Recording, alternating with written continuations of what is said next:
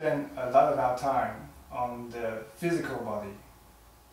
So for example, when we came today, you might have looked yourself in the mirror and thought, I'm going to comb my hair this way, and I'm going to comb my hair that way, and I'll put on a shirt, and this and that.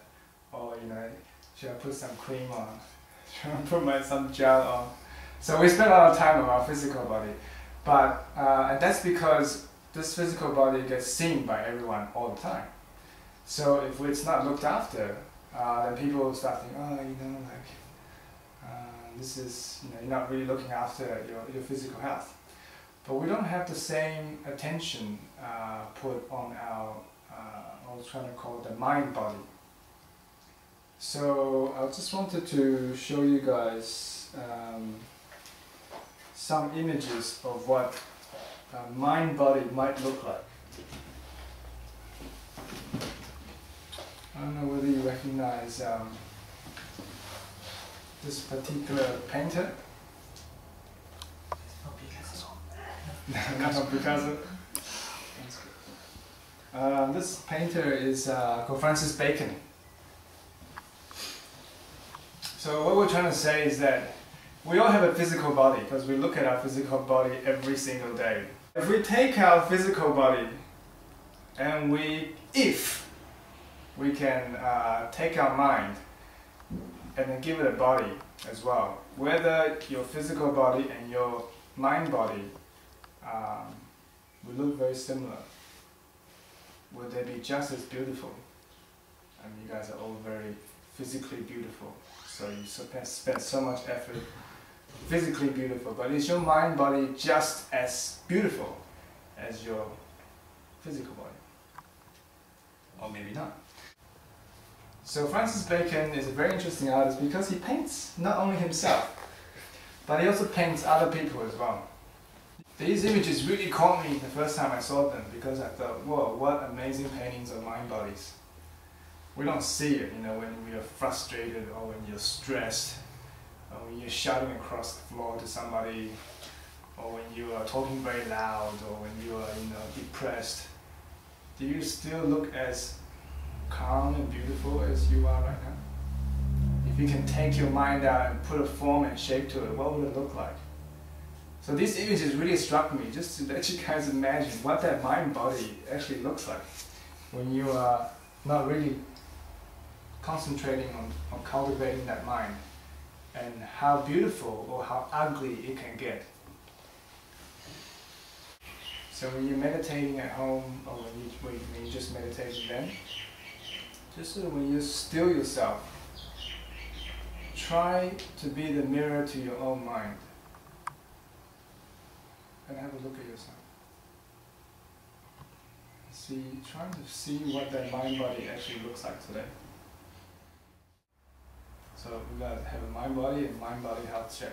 If we don't have that health check, it's just like if you feed your mind rubbish, it's only gonna get looking fat and ugly and sick, all that sort of stuff. If you feed your mind rubbish, that's what your mind's gonna look like. If you feed your body rubbish, if you feed yourself rubbish physically, if you eat a lot of junk food, things like that, same. So the two most important things I was trying to teach you is that you have a mind body. And Buddhism, a significant part of Buddhism, is the scientific mind tools to train your mind body. So, and that practice is what makes the difference. Without it, it's just like going to the gym and go, hey, nice, this is the bike, that's a little funny thing, some funny, but no results at all. That's what the Buddhist training is all about. It's about the practice. And if you can imagine yourself when you are frustrated, when you're annoyed, or when you are depressed, what you actually look like. Then one can choose why the Buddhists have all these statues, especially the Mahayana Buddhists, have all these statues and tankas and drawings and things like that. Because each one that you see, they actually are pictures of mind bodies. Let's say, for example, this one, the Buddha of Compassion. In China, or in Chinese Buddhism, they call it Guan Yin. Guan means to see or to hear. Yin means sound. Sound? Sound. Sound of what? Sound of suffering. Everyone is suffering. So the Buddhists have come up with a lot of different mind-body pictures. And sometimes you walk into a temple and you're very confused because there's like 1,000 different things. Each one represents different mind bodies, just like Francis Bacon, except on the other side. And why do they have these things? To worship? No, absolutely not. You're not worshipping anything. But most Buddhists actually think, this is where the culture comes in, they think they're worshipping, but you're not worshipping. These are just tools.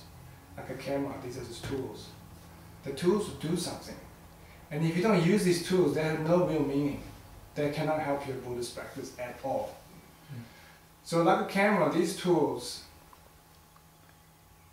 are for you when you are meditating and when you're trying to change your mind body. So for example, in those images, when you are meditating on greed, say for example you're in the middle of a shopping center and you just can't control yourself. There is so many good things and they are all on sale. You know, buy one, get one free. So what the Buddhists do is that let's not meditate on a greed mind body. Let's meditate on a mind body that brings us peace, maybe compassion, maybe insight, things like that. So these are very abstract things. You know, how do you actually achieve peacefulness, calmness, and insight?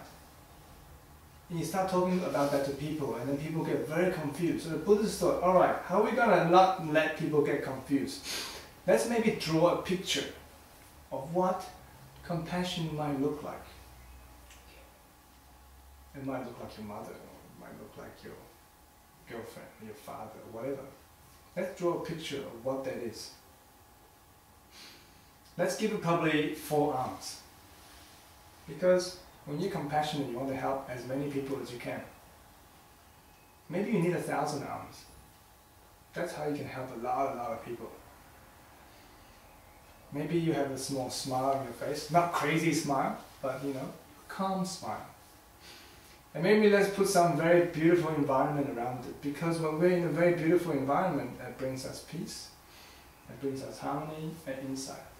And we're going to put that on one picture and we're going to call it Chen Rei Zig.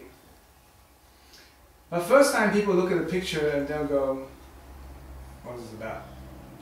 But when you explain to people what it is, what they really want you to do is map this in your own mind. Map this in your own mind. Not map money or girls or guys or whatever. I was hoping that when you go home this time, maybe 3 minutes. 3 minutes of your every single day. I mean, that's what, 1/10 of the time you spend on Facebook. 3 minutes, right? Try meditating, not on Facebook, but meditating on an object that will bring you peace, compassion, and comfort.